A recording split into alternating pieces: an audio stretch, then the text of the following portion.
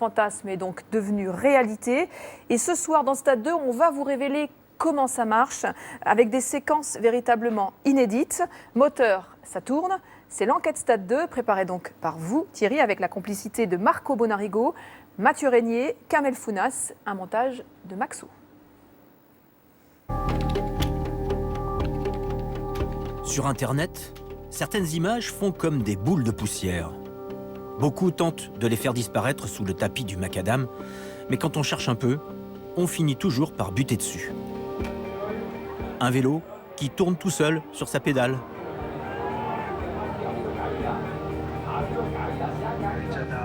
Ou encore cette roue qui s'emballe après la chute. Un deuxième discret changement de vélo capté par le téléphone d'un spectateur avant une victoire dans le Tour des Flandres. Enfin, cette tranche de vie du dernier Tour d'Espagne.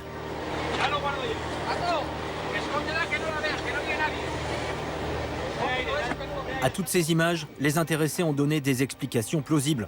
Pourtant, elles continuent d'alimenter la rumeur devenue une légende, celle de moteurs électriques cachés dans les vélos des champions.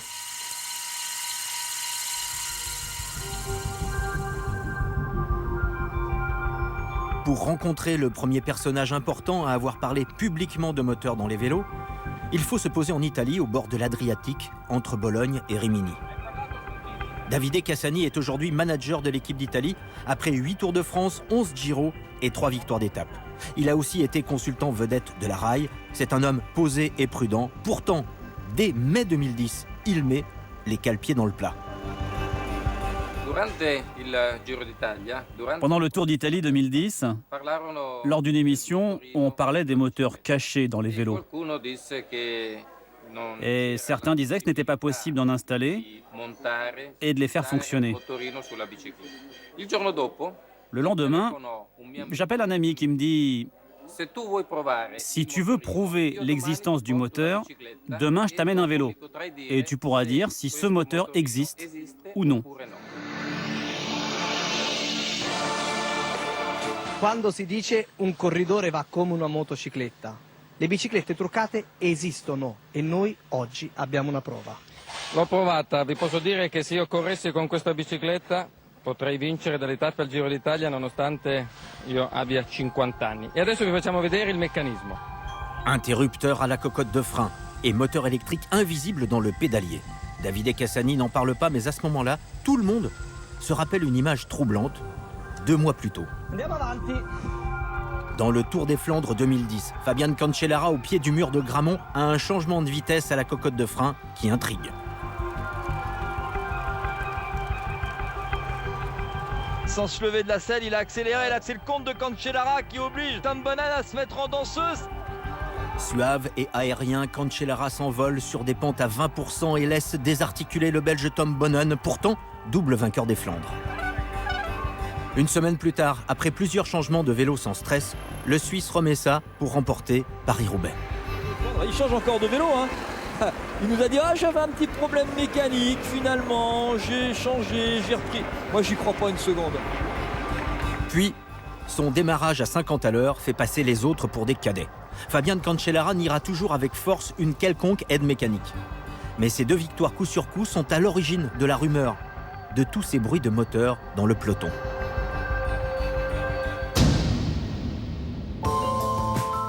Depuis le vélo de Davide Cassani, la technologie a changé de braquet. Il faut pousser la porte d'une boutique de cycle à Empoli, en Toscane, chez l'orfèvre du moteur caché, mais légal. Alors voilà le moteur. Ici, dans le tube de sel, la partie électrique, et en dessous, voilà le moteur. Et voilà la plus belle. Alessandro produit chaque semaine pour cyclotouristes aisés 2 exemplaires de cette machine tout carbone à 10 000 € et surtout 150 watts de puissance fantôme. Aucun fil ne dépasse, moteur batterie planqué, même le contacteur a disparu. Sous la guidoline.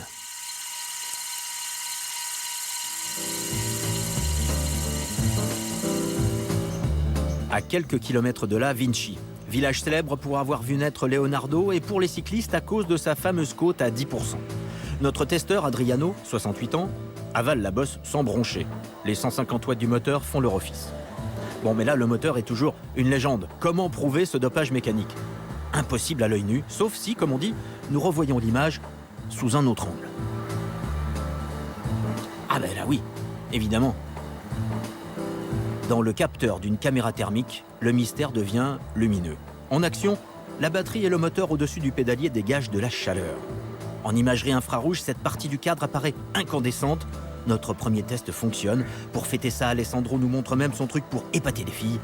Et hop, sans les pieds, le vélo pédale tout seul. Bon, faut vous dire, l'expression « le vélo pédale tout seul » n'est pas de nous.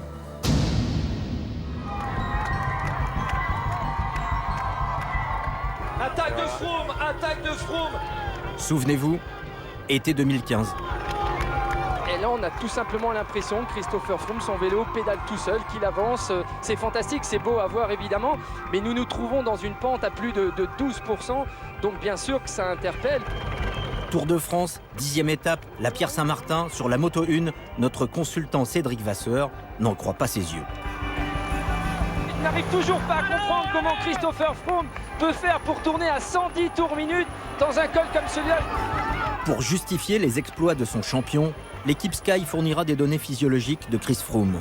Des chiffres que seul Sky maîtrise, mais cohérents. Ainsi s'éteindra l'incendie que ses jambes de feu avaient allumé. Pendant ce temps, dans la coulisse du Tour 2015, les performances de quelques-uns font grincer les pignons et les dents du peloton. Témoin, Jean-Pierre Verdy. Des managers sont venus me voir avant le départ, et même des coureurs. Quand je leur demandais s'ils avaient des informations sur des gens qui se dopaient, ils me disaient le problème qu'il y a actuellement, ce sont les moteurs. Il est aujourd'hui retraité, mais l'été dernier, Jean-Pierre Verdy était encore directeur des contrôles à l'AFLD, l'agence française antidopage. Et il lui est rarement arrivé dans sa carrière de collecter autant de témoignages sur une même rumeur. Il en parle publiquement pour la première fois. Ils en avaient marre, ils étaient écœurés, ils avaient des suspicions sur certains coureurs et certaines équipes, ou certains coureurs de certaines équipes. Des top coureurs, des top équipes ou des équipes lambda, moyennes? Non, des coureurs de haut niveau, quoi. De très haut niveau? De très haut niveau.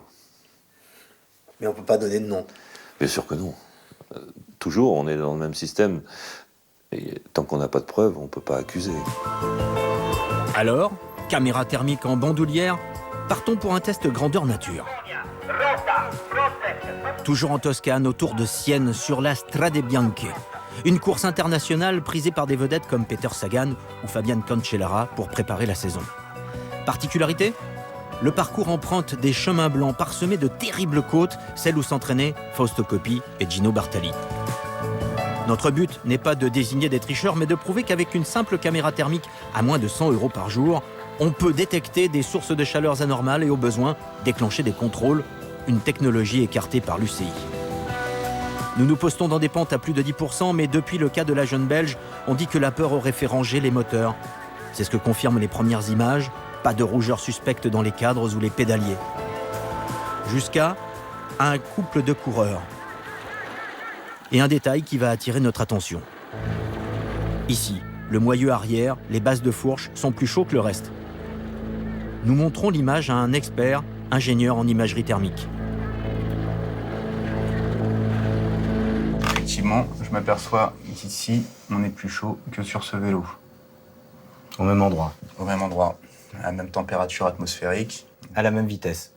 Et à la même vitesse. Là, on le voit bien, hein. On a toujours ici, là, ici, donc c'est chaud.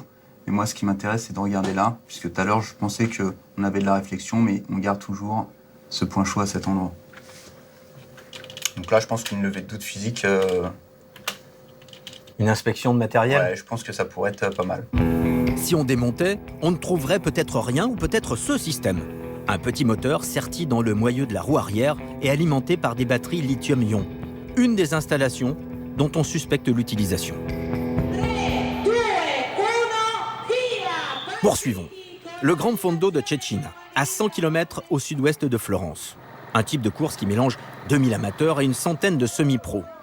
Dans un groupe de coureurs qui poursuit la tête de course, un pédalier attire notre attention. Le centre du pédalier orange apparaît plus chaud que le reste et surtout plus chaud que que les pédaliers des autres coureurs qui, eux, restent bleus ou mauves. Ici, c'est quand même assez localisé, c'est même très localisé. Ici, je vois ma variation de température. Ici, je suis un petit peu plus dans des couleurs basses. Et ici, chaude. C'est quand même assez localisé. Donc, moi, je peux estimer qu'effectivement, on a un point chaud. Alors, nous montrons le résultat de notre collecte au patron du cyclisme mondial. Juste avec une simple caméra thermique.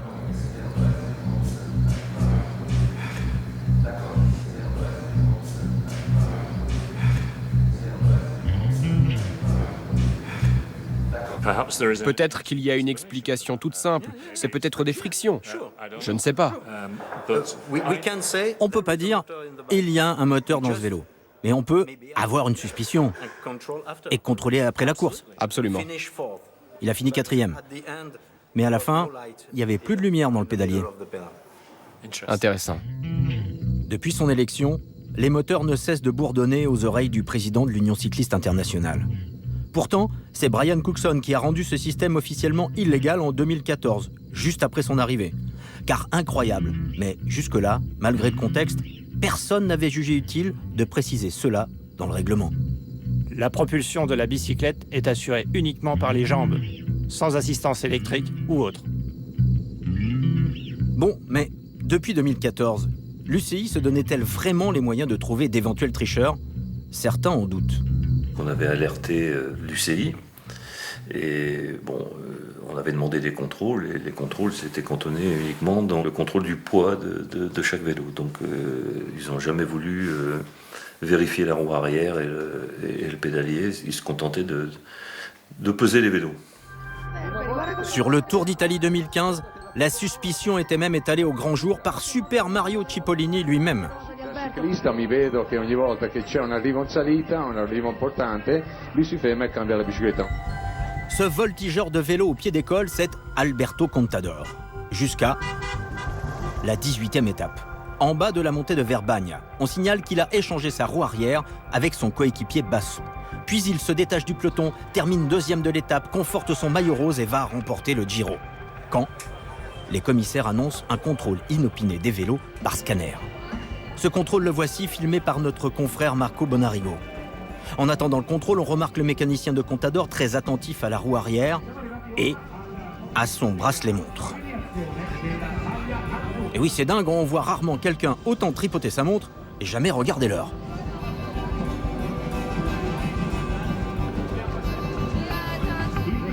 Bon, peu importe.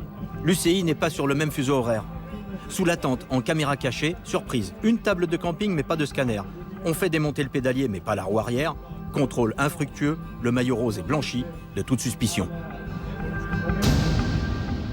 Bonjour à tous, il est 13h. Bienvenue. Une première, un petit moteur dissimulé dans un cyclocross lors d'une compétition internationale. Mais la situation devenait intenable pour l'UCI. En janvier dernier, elle lance un système de détection inauguré malgré elle par la Belge Femke van den Driesch. Et ne dites pas à Brian Cookson qu'attraper un petit poisson arrange bien les gros. Est-ce qu'on pensait qu'on allait trouver une jeune fille de moins de 23 ans en train de tricher de cette façon? Non, évidemment. Est-ce qu'on a couvert cela? Non, évidemment. Est-ce qu'on a lancé ces contrôles dans l'espoir de n'attraper personne dans le peloton? Évidemment non. On ne couvrira rien ni personne. On ne fera rien de caché. S'il y a des tricheurs, on les attrapera et on engagera des actions contre eux. Bon, résumons. Nous avons des images thermiques. L'UCI a un moteur mais refuse de nous le montrer. Elle affirme d'ailleurs l'avoir découvert par ce moyen dont voici les premières images au départ du dernier Paris-Roubaix. Une tablette, une application, un émetteur qui envoie des ondes pour détecter des aimants de moteur ou de roues magnétiques. À condition d'être très près. Un système donc qui fonctionne avant et après, mais sûrement pas pendant la course, contrairement à notre bonne vieille caméra thermique. Pour l'instant, l'UCI contrôle seulement une partie des vélos. Elle reste très discrète sur cette technologie car elle est encore en développement. Oui, ça va Stéphano? Bon, on commençait sérieusement à désespérer de le voir, ce fameux moteur. Quand, après plusieurs semaines, un intermédiaire nous a arrangé un rendez-vous. À Budapest, un dimanche matin. On entre par l'arrière d'une boutique de cycles. Alors Stefano, ça va? Il nous attend, avec des réponses et des indices à nos questions. Mais d'abord, la preuve que c'est le bon interlocuteur. Le mini-moteur, le voilà. Ah, c'est ce que l'on chasse. Oui, c'est tout petit comme ça. Et voici celui dont tout le peloton parle depuis des années comme l'homme des moteurs cachés. Stefano Vargas. Ancien coureur, mais surtout ingénieur et inventeur de génie. Avec les moteurs électriques, il a trouvé une application à ses deux passions, le vélo et la physique. Au début, j'ai inventé ça pour aider. Parce que je vivais près de la frontière yougoslave et après la guerre, il y avait beaucoup de gens qui avaient perdu leurs jambes. J'avais donc beaucoup de clients qui n'avaient qu'une seule jambe. Et ils voulaient faire du vélo quand même. Cela représentait une grosse demande. Alors ce n'était pas conçu dans l'idée de tricher. Si quelqu'un invente le couteau, vous pouvez couper le pain avec, ou tuer quelqu'un, ça dépend qui l'utilise. Alors ce n'est pas de ma faute. L'engin, 2 cm de diamètre, 5 cm de long, une batterie lithium polymère dérivée des technologies militaires, c'est léger, discret et surtout hyper puissant. Pour ce moteur, on a combien de puissance? 40, 50 watts? Non, 250. Tu peux arriver à 250. Installé dans le pédalier. C'est tellement puissant. Essaie d'arrêter. Qu'on n'arrive pas à l'arrêter. Comme le progrès d'ailleurs. On peut mettre dans le pédalier ou dans la roue arrière? Yes, but la roue arrière is faible. La roue arrière, ça donne seulement 30-40 watts. You take only like 30 watts, 30-40 watts. Oui, mais c'est assez pour certains. Avec 2 roues, tu peux approcher 60 à 80. Mais le moteur s'est déjà dépassé. Pour nous, Stefano lève le voile sur une autre folle rumeur. Qu'est-ce que c'est? Stefano. Ça, c'est la roue, une simple roue. Normalement, cela ressemble à cela. Là, on ne voit rien.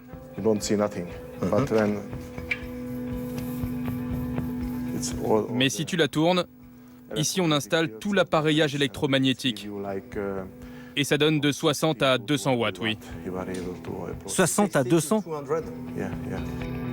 La fameuse roue électromagnétique. Batterie dans le tube de sel ou ailleurs. Électroaimant dans la fourche. Des magnettes alimentées par la petite batterie cachée dans la jante. Quand on actionne le système, l'électrode crée un champ magnétique qui attire les aimants et actionne la roue. Invisible, officiellement c'est un prototype, mais il a un prix. De 50 à 200 000 euros. On ne sait jamais si quelqu'un voulait le tester. Ça peut pas être utilisé par des amateurs. Non. Je ne sais pas. 50 ou 200 000 euros, personne va faire du vélo avec une roue à 50 à 200 000 euros. Si ça ne servait à rien, je ne l'aurais pas inventé. Bien sûr. Et c'est piloté par le cardio du coureur. Oui, ou par télécommande, ou à distance. Par un téléphone ou une montre? Par une Breitling? Oui. Par une Breitling? La B55, elle est très à la mode dans le peloton. Oui, elle a une antenne et on peut faire absolument ce qu'on veut. Stefano confirme encore une autre rumeur du peloton. Chez certains, les montres ne servent donc pas qu'à donner l'heure. Bon, on n'allait quand même pas se quitter sans prendre une dernière petite tournée de thermique pour la route. Le point orange dans le pédalier ne convainc pas Stefano. C'est seulement les roulements. Parce que quand on force parfois, ça génère des frottements et de la chaleur à chaque tour. En revanche, notre roue arrière l'intéresse plus. Étrange. Oui, étrange. Dans la roue arrière, il peut y en avoir. Enfin, il y a une image fugace, un plan de moins de 2 secondes que nous avons repéré tardivement au milieu de 3 heures de rush. Difficile de voir à vitesse normale, mais au ralenti, alors là... Ça peut être un moteur celui-là. C'est chaud, ça a l'air chaud. Ça ressemble à quelque chose que vous connaissez? Ça vous rappelle quelque chose? Oui, comme vous l'avez vu. Reconnaître un moteur dans une roue, là nous pensons que dans ce domaine, Stefano a largement prouvé qu'on peut lui faire confiance.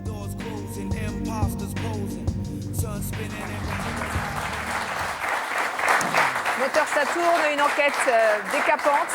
Stade 2, Thierry Vildary. Alors, avant de poursuivre le débat avec vous, sachez que, évidemment, nous avons contacté tous les acteurs qui font le cyclisme professionnel aujourd'hui. La plupart n'ont pas souhaité réagir. Le phénomène prend de l'ampleur, difficile de le mesurer. En revanche, on a envie de savoir comment lutter efficacement contre ce dopage mécanique aujourd'hui. On l'a vu, il y a plusieurs systèmes qui peuvent se compléter. Bien sûr, les tablettes avec le magnétisme, la résonance magnétique que développe l'UCI, c'est intéressant, avant et après.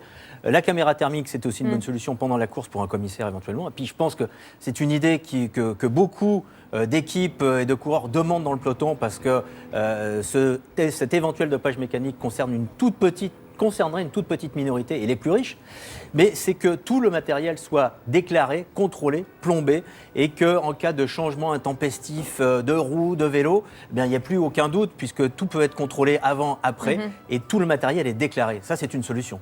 La suspicion, elle existe depuis 2010, vous l'avez bien expliqué dans le reportage, mais cette forme de dopage a vraisemblablement démarré bien avant.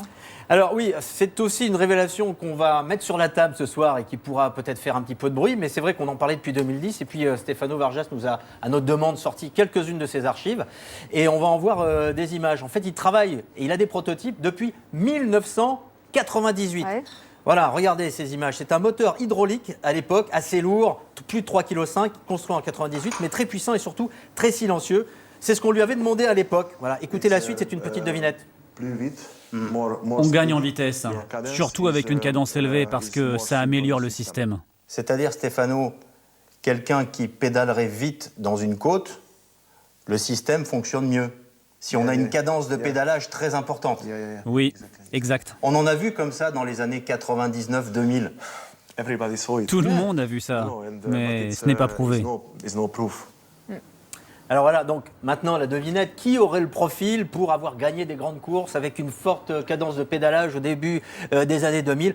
Moi, je n'ai pas d'idée, mais si vous avez des idées et des réponses, vous pouvez nous les envoyer par les réseaux sociaux. Je crois que ce dossier n'est pas clos. Et évidemment, on a fait ça aussi pour défendre les coureurs parce qu'il y avait une vraie demande au sein du peloton. La suspicion, elle était là. En gros, on va nous taper dessus en disant voilà, on tape sur le vélo. N'empêche que les directeurs sportifs, il y en a beaucoup qui sont inquiets. Alors, c'est un peu la base de ce reportage. Jean-Pierre Verdy l'a exprimé. Le peloton est une grande muette, c'est une tradition, c'est culturel, mais ça grinçait quand même de plus en plus.